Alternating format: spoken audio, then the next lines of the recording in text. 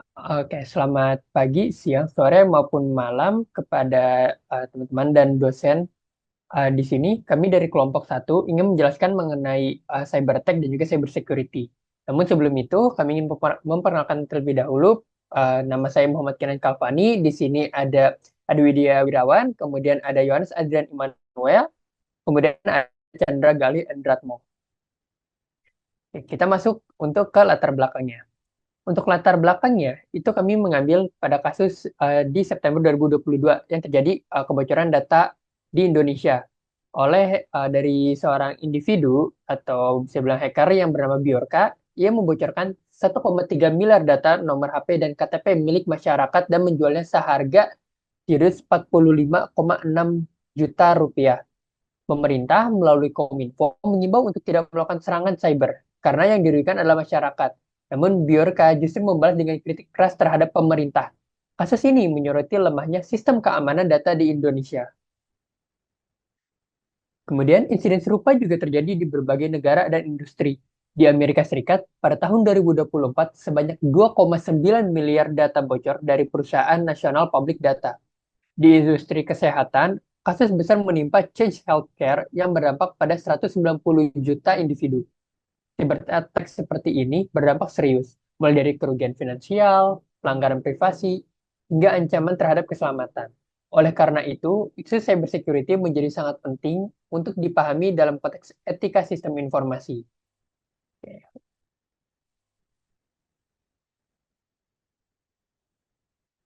Oke, selanjutnya ada rumusan masalah dan tujuan. Pertama, rumusan masalah kami, mengapa kami memilih topik ini? Yang pertama, apa yang dimaksud dengan cyber attack dan cyber security? Yang kedua, apa dampak dari cyber attack? Yang ketiga, apa saja tantangan dalam menghadapi cyber attack? Yang terakhir ada apa peran dari regulasi dan kebijakan dalam cyber security?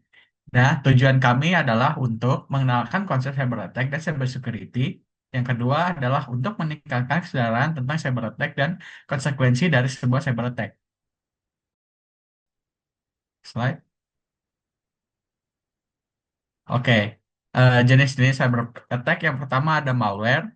Malware sendiri adalah perangkat lunak berbahaya yang dirancang untuk merusak atau mengambil alih sistem komputer seperti virus, worm, trojan, ransomware, dan spyware. Yang kedua ada phishing. Phishing sendiri adalah penipuan dengan mengirimkan pesan palsu yang menyerupai komunikasi resmi untuk mencari informasi sensitif seperti username, password, dan data kartu kredit. Nah, biasanya phishing ini bentuknya seperti web resmi ataupun berupa link. Yang ketiga ada DDoS.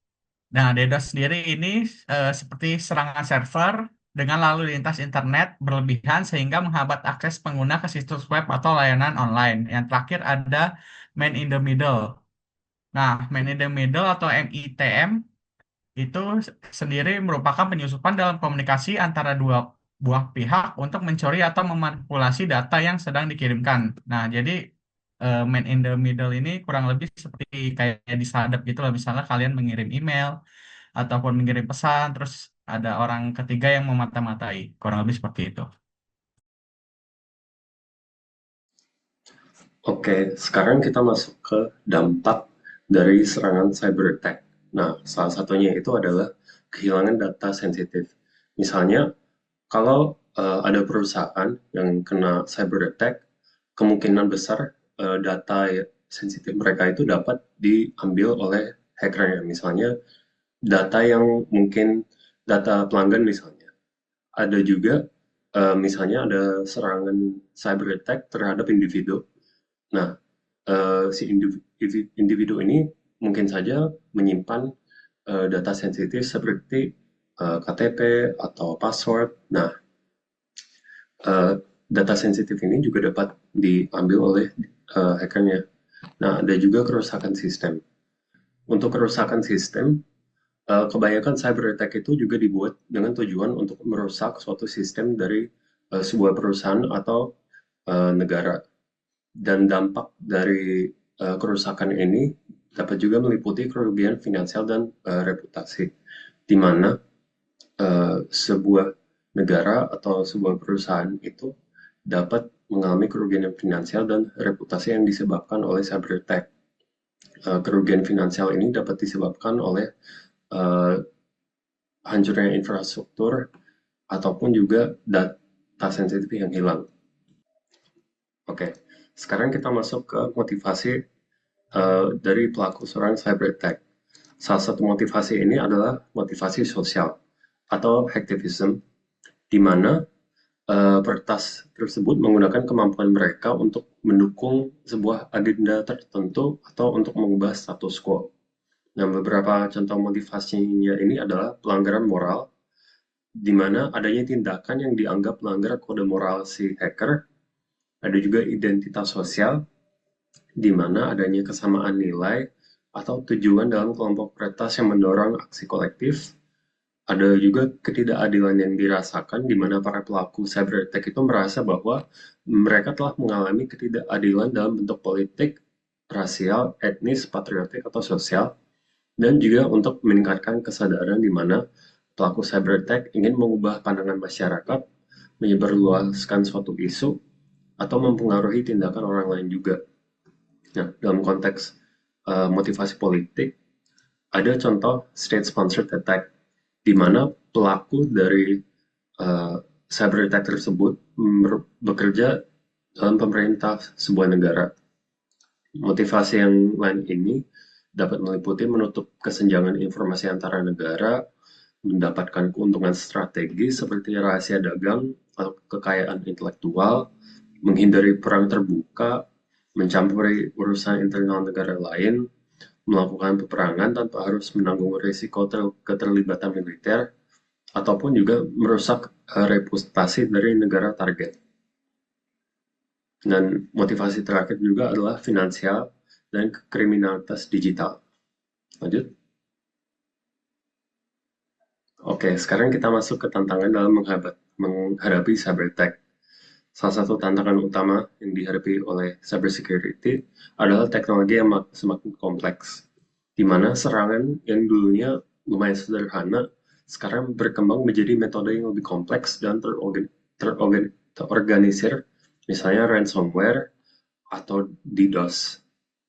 Selanjutnya juga adalah minimnya edukasi keamanan atau kesadaran, di mana banyak individu yang masih memiliki pengetahuan terbatas mengenai praktik keamanan yang baik, seperti pengenalan phishing atau teknik rekayasa sosial lainnya yang sering digunakan oleh pelaku kejahatan siber. Ada juga biaya dan celah regulasi, di mana meskipun ada sejumlah undang-undang dan regulasi yang dirancang untuk melindungi data sensitif, implementasi dan kepatuhan terhadap regulasi tersebut itu seringkali mengalami kendala. Dan meskipun banyak organisasi yang telah berusaha mematuhi undang-undang perlindungan data yang ada, seperti GDPR, masih ada aja tantangan dalam pelaksanaannya. Dan juga di samping itu, biaya untuk membangun sistem keamanan yang efektif dapat menjadi penghalang juga bagi banyak organisasi, terutama bagi usaha kecil dan menengah atau UKM.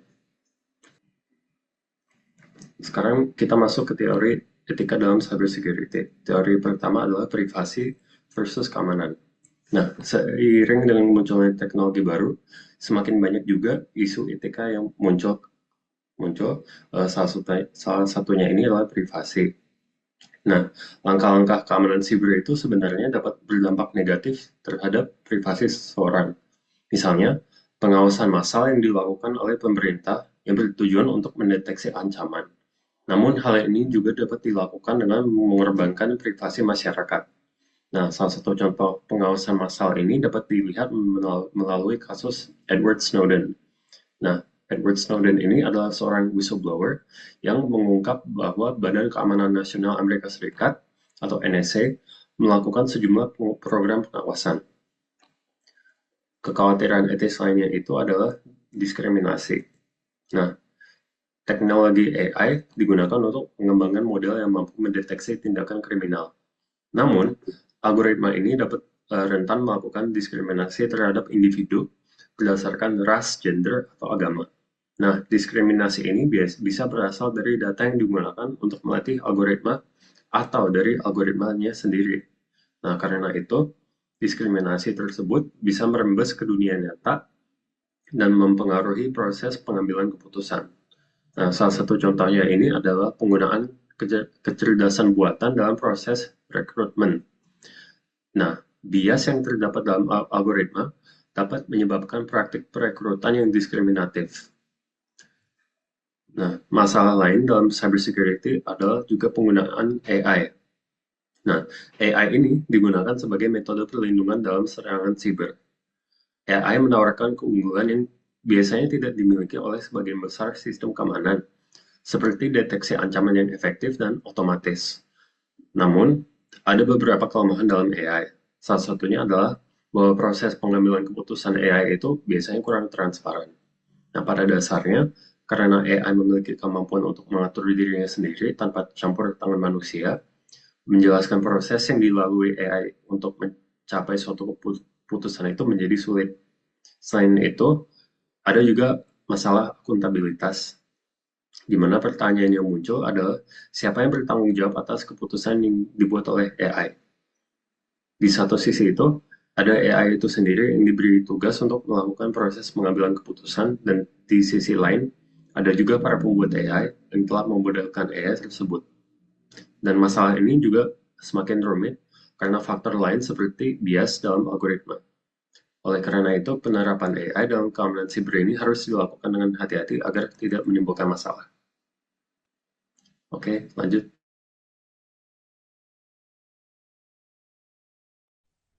Oke, berlanjut. Kita masuk ke untuk strategi penanggulangannya. Jadi untuk strategi penanggulangannya itu ada beberapa tahap yang bisa dilakukan. Yang pertama ada firewall atau bisa dibilang keamanan pada sistem operasi pada device atau alat yang digunakan.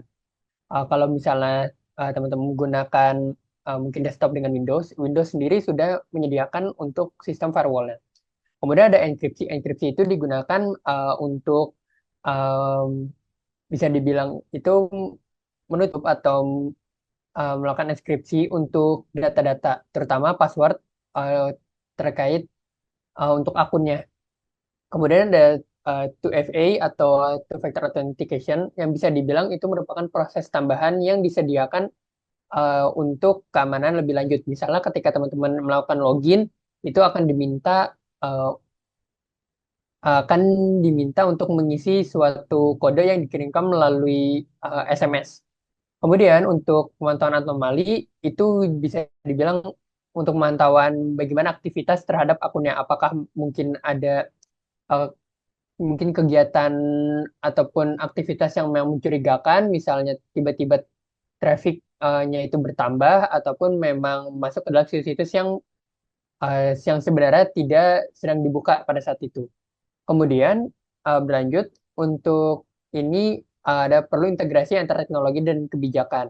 Seperti yang dijelaskan di awal ketika latar belakang eh, di Indonesia sendiri kita masih perlu untuk integrasi antara teknologi dan kebijakan.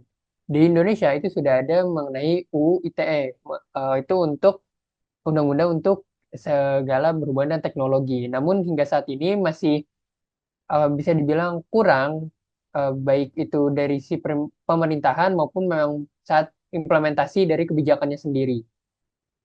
Untuk regulasi dan kebijakannya sendiri itu sebagai contoh ada General Data Protection Regulation atau GDPR di Uni Eropa dan juga Cyber Security Information Security Agency atau CISA.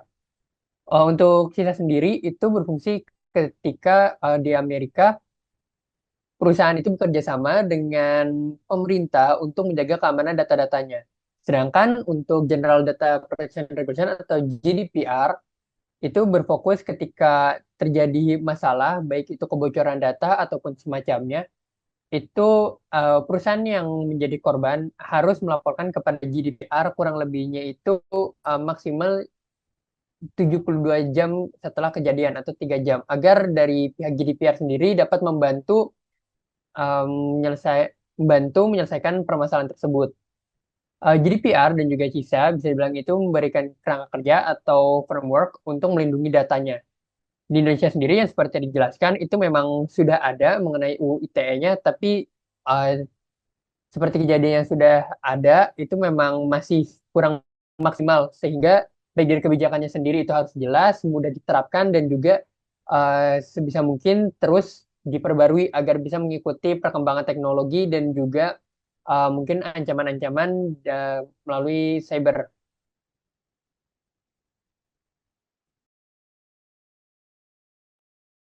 Oke, kita masuk ke contoh-contoh studi kasus. Di sini yang pertama di tahun 1999 ada Melissa virus. Jadi apa sih Melissa virus ini? Nah, virus ini merupakan salah satu virus komputer pertama yang menyebar secara masif melalui email. Muncul tepatnya itu 26 Maret 1999. Jadi virus ini memanfaatkan fitur makro pada Microsoft Word dan Outlook. Ketika pengguna buka Word yang udah terinfeksi, biasanya itu namanya listdoc. Nah, virus ini otomatis mengirim dirinya 50 kontak pertama di buku alamat Outlook korban. Jadi server email perusahaan yang besar-besar seperti Microsoft dan Intel itu lumpuh karena lonjakan lalu lintas email yang luar biasa. Kemudian Melissa ini tidak merusak data secara langsung, tapi gangguan operasional itu besar banget. Terus jadi finansial perusahaan yang tadi disebutkan itu rugi besar sampai ratusan juta dolar. Kemudian tahun 2017 di sini ada namanya WannaCry. WannaCry sendiri merupakan ransomware global menyerang tepat itu 12 Mei. Di sini sebarannya itu cepat banget sampai 230.000 komputer, lebih dari 150 negara. Malware ini memanfaatkan celah keamanan eh, di Windows bernama Eternal Blue. Itu sebuah exploit yang awalnya tuh ditemukan oleh NSA, kemudian bocor ke publik dan diotak-atik oleh kelompok hacker namanya Shadow Broker. Nah, WannaCry ini mengenkripsi data korban dan menerima tebusan dalam bentuk Bitcoin. Dampaknya itu sangat luas, mulai dari rumah sakit, perusahaan, dan institusi perusahaan di seluruh dunia itu lumpuh, termasuk layanan kesehatan Inggris itu namanya NHS, itu harus batal ribuan janji medis dan merugi jutaan dolar. Total kerugian itu kisaran mencapai 4 miliar USD. Kemudian di 2020, di sini ada Tokopedia, merupakan platform e-commerce terbesar di Indonesia. Ini mengalami kebocoran data besar-besaran, sekitar 91 juta data pengguna yang bocor dijual di dark web. Data yang terakses ini meliputi nama, email, tanggal lahir, gender, dan password itu dalam bentuk hash. Nah, meski tidak mencakup data keuangan, tapi ini sangat beresiko untuk rekayasa sosial, eh, pencurian identitas, terus kejahatan digital lainnya. Tokopedia ini menginformasi insiden ini dan bekerja sama dengan pemerintah untuk investigasi serta memperkuat sistem keamanan. Terus yang terakhir di tahun 2022 yang ini sangat viral, ini diretas oleh nama samaran itu Biorka. Dia membocorkan data pribadi masyarakat Indonesia termasuk data dari PDNS atau Pusat Data Nasional Sementara. Nah, aksi ini menimbulkan kepanikan publik dan menyoroti lemahnya sistem keamanan data di Indonesia, pemerintah Indonesia. Nah, insiden ini itu menjadi salah satu alarm terbesar terhadap perlindungan data pribadi di Indonesia. Nah, ini memicu perdebatan publik dan desakan reformasi keamanan siber di Indonesia. Next. Jadi, simpulan dan rekomendasinya itu cyber attack merupakan ancaman nyata yang terus berkembang, tidak hanya menyerang sistem teknologi, tapi juga menyasar individu, organisasi, dan pemerintah. Serangan siber seperti ransomware, phishing, dan kebocoran data telah menyebarkan kerugian besar, baik secara finansial maupun reputasi. Seiring meningkatnya ketergantungan manusia terhadap teknologi, penting untuk menempatkan cyber security sebagai prioritas strategis. Namun, keamanan tidak boleh mengorbankan etika, privasi, dan hak individu. Oleh karena itu, pemahaman untuk terhadap jenis serangan, motivasi pelaku, serta konteks etis ini sangat dibutuhkan. Rekomendasi selanjutnya mungkin itu ada edukasi dan kesadaran digital, penguatan regulasi, pengembangan teknologi etis, kolaborasi multi stakeholder, dan peningkatan infrastruktur keamanan nasional. Next. Eh, itu saja dari kami, kelompok satu. Terima kasih.